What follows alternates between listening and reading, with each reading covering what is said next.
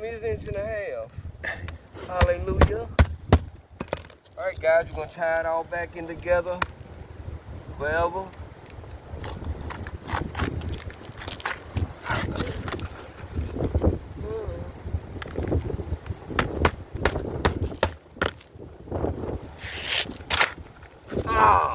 That shingle is so old that when this one slid up against it, it did kind of sort of split it. Cut it, yeah. I will try to do better, sir.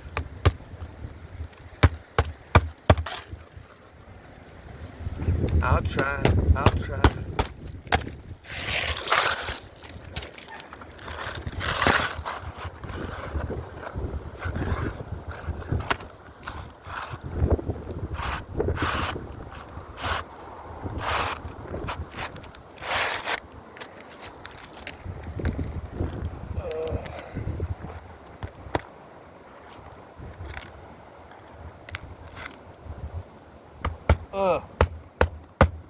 I can feel it kind of cracking right there, dude. You already know you. Oh, look, now that one, when I lifted it up, see how it already was like that? It sit there and kind of finish the fold. So what it's telling me is, it is getting dark. Tomorrow I'm gonna come back and just take the rest of this up, dude. Just go toward the top with it because, This one's gonna crack there. Yep. Look at it right there. Where it cracked right there.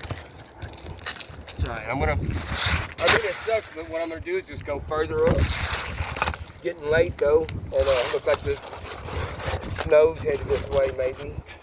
But hey, the show must go on.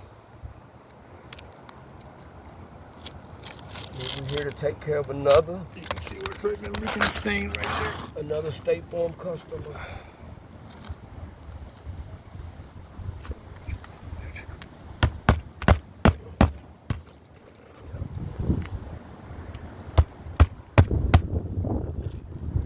That sucker right there, dude. I lifted it up. I barely lifted it up. I can hear it actually snap.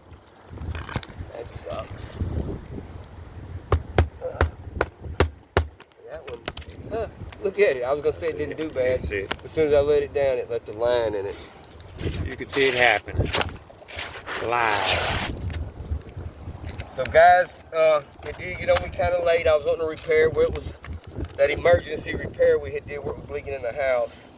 So, and the only reason I didn't like tear the whole roof off that area was, okay, well, A, I don't got permission to, but B, we're trying to do the repair. But as you see, even here, a couple of these cracked as I was moving up. So now I'm going to take these off, and of course they do tie into these.